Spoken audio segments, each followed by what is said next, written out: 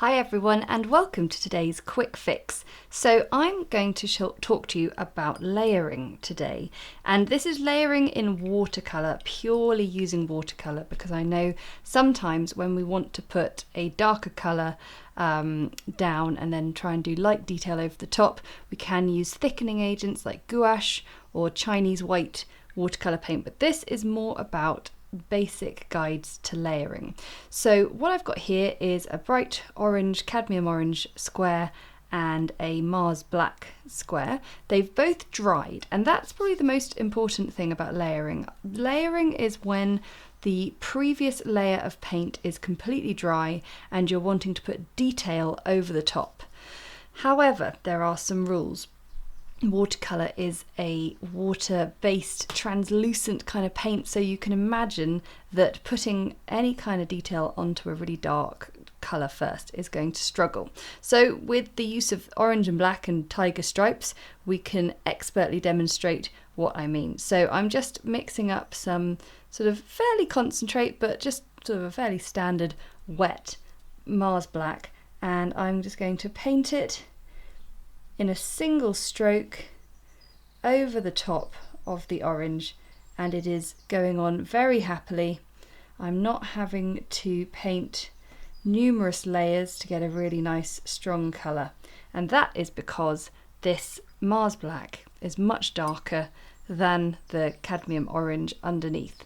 It didn't matter too much about how concentrated the black was, because even if I used quite a dilute black, it still comes out as you would imagine it would. Now, if we take cadmium orange, and if I mix it as concentrated as I possibly can, so I've got it right in the well of the palette here, really thick, almost like gouache, to be honest, and I paint it over the black, well, that is not bad at all. But that is only from painting it with the thickest possible watercolour.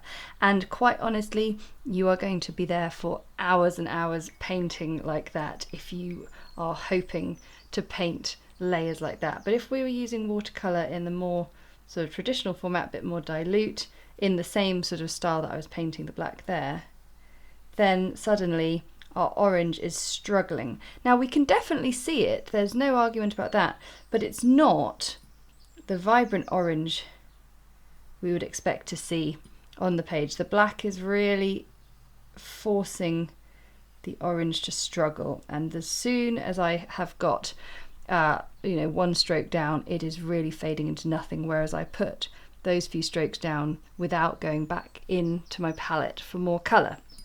So the golden rule of layering is you should only layer up darker colours on top of light colours. So when you're painting a piece, begin with your lightest colour first. And I've got a few little vases down here to explain this one more way, because we had two very sort of contrasting colours here, orange and black. But here, this is Prussian blue and this is Prussian blue. But this is just a very dilute version of Prussian blue, and this was the more concentrated version. Now I can paint patterns on top of the vase, and then paint some stripes and some alizarin crimson, and they go on really nicely as a concentrate, but let's see how they go on as a dilute. Still really nice.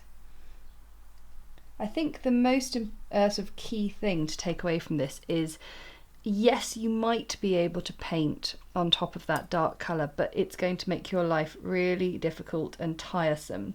Whereas painting on top of a lovely light dilute colour just means you can be nice and fluid with the brush and not spend your entire afternoon trying desperately to get the colour orange to come out over onto the colour black. Now let's just try that same thing again, just so we're all clear. And I don't know about you, but I am struggling to see that alizarin crimson pop up on top of the colour. If you really want to paint bold, bright things and with lots and lots of colour, then I highly recommend you have a look at gouache. which is an opaque watercolour basically. And I do have a video on my Watercolour for Beginners channel all about my first time trying out painting with gouache, and it was really cool because I could paint any colour I wanted on top of a strong dark colour, and it pretty much worked brilliantly. So that is your quick fix for today, and I really hope that is helpful going forward with your watercolour paintings.